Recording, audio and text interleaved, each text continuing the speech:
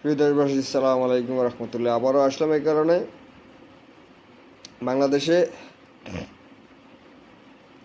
যে সন্ত্রাসীর রাজনীতি আমরা বাংলাদেশে বন্ধ করতেই হবে, এবং কি বাংলাদেশে ভারতের রয়ের এজেন্টের কাজ যারাই করব তাদেরকে প্রতিহত করতে হবে।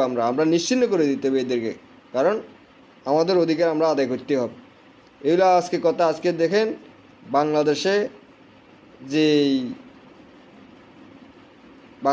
যে সারা বাংলাদেশে যে যারা সন্ত্রাসী কার্যকলাপ করতেছ, যারা আজকে সাংবাদিকের উপরে হামলা করছ বিভিন্ন জায়গায়, তাদেরকে কঠিন শাস্তি দিতে হবে। আমি অন্তর্বর্তী সরকারকে বলতেছি, বারবার বলতেছি, সাংবাদিকদেরকে লাইসেন্স করা অস্ত্র দিতে হবে।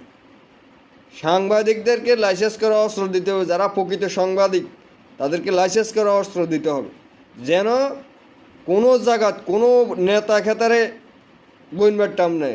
সাংবাদিকেরা যেখানে যাবে তাদের সাথে তাদের সহকর্মী 2-1 জন থাকুক, 3 জন থাকুক, 2-10 জন থাকুক, তাদের সাথে লাইসেন্স করা অস্ত্র দিতে হবে। আমাদের কথা আহ্বান এই কারণে, আমাদের সাংবাদিক ভাইদেরকে নিরাপত্তা দেবে, যেন সঠিক নিউজ পালন করতে। আজকে বিভিন্ন জায়গায় বিএনপির নেতাকর্মীগুলাই সাংবাদিকেরা এই নিউজ করতে পারে না, কারণ এদেরকে ধমকি দিই, বিভিন্ন কারণে দিয়ে হুমকি দেখাই এদেরকে বন্ধ করতে চা। বিভিন্ন সাংবাদিকদেরকে নির্যাতন, জুলুম, অত্যাচার বিভিন্ন জায়গার থেকে করতেছে। আমরা এই নির্যাতিত জুলুমদেরকে ওরা মাটির সাথে মিশে দিতে চাই। আর সারা বাংলাদেশে যত আওয়ামী লীগের সন্ত্রাসীরা আছে রাস্তা নামতে চাইতেছে, বাংলাদেশের জনগণ বলে চারিদিকে গিরি হাত পা ভাঙিয়ে নেবেন। সিধা কথা। এদেরকে বাংলাদেশে রাজনীতি করার দুর্গতা। জাতীয় পার্টিকে নিষিদ্ধ করতে হবে জরুরিভাবে। জাতীয় পার্টির যদি বিএনপি নিষিদ্ধ করতে না থাকে, বিএনপিকেও নিষিদ্ধ করা হবে। সাপ কথা। আমাদের দেশ স্বাধীন করছি আমরা জনগণের, বিএনপি দেশ স্বাধীন করে না। জনগণের রক্ত গেছে, জনগণের দেশে প্রবাসে জেল কাটছে, জনগণের অর্থ দিয়েছে, জনগণের অর্থ বন্ধ করছে, ছাত্র জনতারা রক্ত দিছে। এই রক্তের সাথে আমরা বেইমানি করতে পারতাম। যেই হোক, যত বড় হোক, যতই ঘনিষ্ঠ হোক, কাউকে ছাড় দেওয়া হবে না। সিধা কথা। আমাদের কথা হইলে একটাই, আমরা বিচার, যে ছাত্র জনতার হত্যার বিচার, এবং কিবা নতুন সংবিধান, এবং কিবা ফেয়ার নির্বাচন, সবগুলো একসাথে মিলি কাজ করতে হবে। আর সারা বাংলাদেশে যত সন্ত্রাসী আছে সবাইকে গ্রেপ্তার করতে হবে। আর যেই বিচারপতিরা এখন বর্তমানে জামিন দিতেছে, জাগিয়েছে, তাদের নালা ভাঙিয়ে নেবে। তাদের নালা ভাঙিয়ে নেবে যারা নিচে বিচারপতিরা যারা জামিন দিতেছে না কোনো কিছু দিতেছে।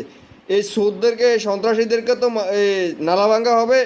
এই যে বিচারপতিরা জামিন দিতেছে, আর যেই আইন উপদেষ্টা আইন বাস্তব করছে, আইন উপদেষ্টার নালা ভাঙিয়ে নেবে। আসিফ নজরুলের নালা ভাঙিয়ে নেবে। এই আসিফ নজরুলের কারণে আজকে হাজার হাজার আওয়ামী লীগের নেতাদেরকে প্রচার করে দেশের বাইরে প্রচার করছে। আমরা ভুলি যেন আমরা এটার প্রতিশোধ নিয়েও আসিফ নজরুলের উপর, এটা মনে রাখবে।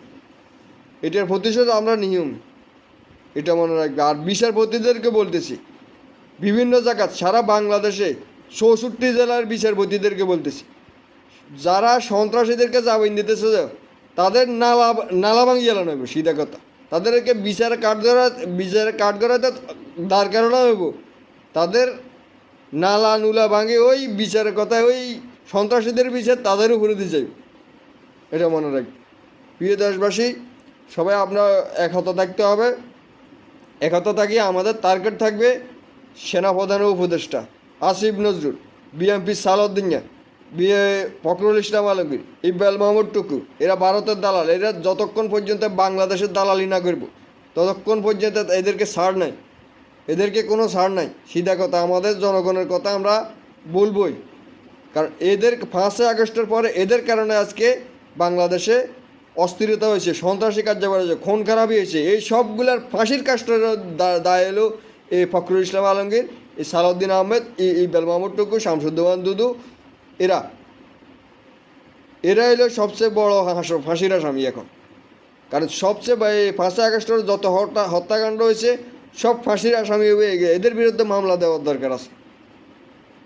আর আমি গণ অধিকার পরিষদকে বলবো, এখন পর্যন্ত কেন মামলা হয় না সেনাপ্রধানের নামে? এখন পর্যন্ত কেন এই সেনাপ্রধানের উপদেষ্টার সাথে শামসের বিরুদ্ধে কেন মামলা হয় না? ক্যাপ্টেন রাকিবের বিরুদ্ধে কেন মামলা হয় না? এখন পর্যন্ত কেন মামলা করা হয় না? এখন পর্যন্ত কীভাবে এখন পর্যন্ত গণ অধিকার পরিষদ এখন পর্যন্ত অপেক্ষা করতে আছে?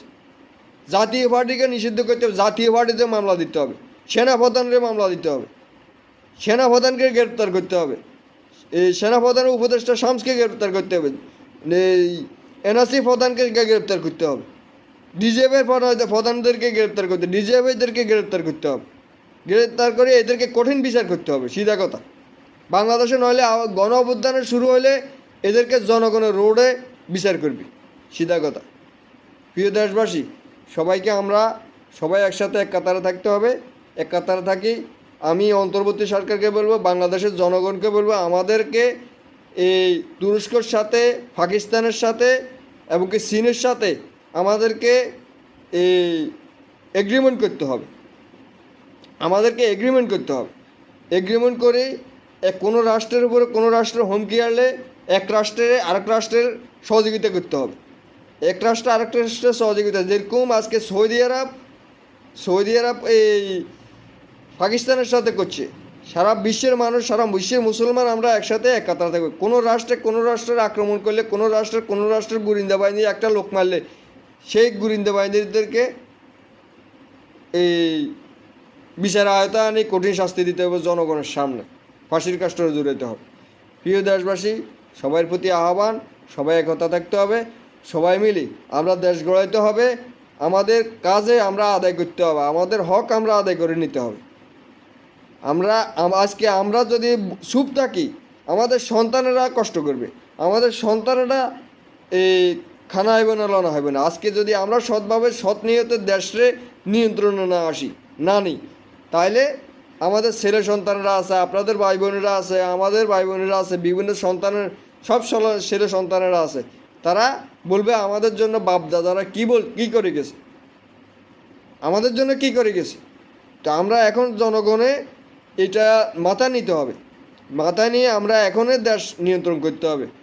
স্বৈরাচার দূর করতে হবে, মানুষের জুলুমবাজ দূর করতে হবে, মানুষের অত্যাচার, বাড়িঘর দুয়ারে হামলা, জায়গা জমি দখলকরণ, এটা দূর করতে হবে। এই জায়গা জমির দখল, এই যে জায়গা জমি দখলের যে এইগুলা হইল সরকারের কাজ। সরকার এগুলার জনগণকে মাফি বুঝে দেওয়ার কাজ, আর জনগণের কাজ করতেছে। আর চেয়ারম্যান মেম্বাররা ওই 10,000 20,000 টাকা মাপ দিতে ওই দিতেছে, এগুলা চুরি ডাকাতি করে, ওই ঘুষ খা আনামত টোকা আনামত ওই আনামত ওই খেয়ালত করি এলা এই চেয়ারম্যান মেম্বাররা, এগুলা আমরা করতে পারি। আর বাংলাদেশে আনামত খেয়ালত করেন না, বাংলাদেশে আর কাউকে রাজনীতি করতে দেওয়া হবে। এটা হলো আমাদের সাফ কথা। যেই এই ইলেকশনে কেউ যদি বলে আমি 10 টাকা খরচ করি, তাকে আগে ফিরে হবে।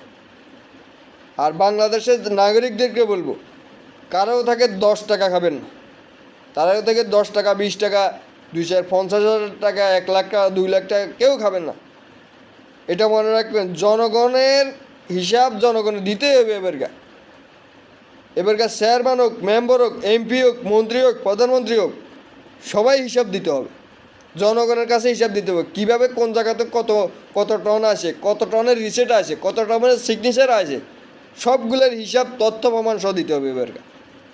প্রিয় দেশবাসী, সবার প্রতি আহ্বান, সবাই একসাথে এক কাতারে থাকবেন। এক কাতারে থাকি, আমরা দেশ বাঁচাতে হবে। আসসালামু আলাইকুম রহমতুল্লাহ বারকাতুহু।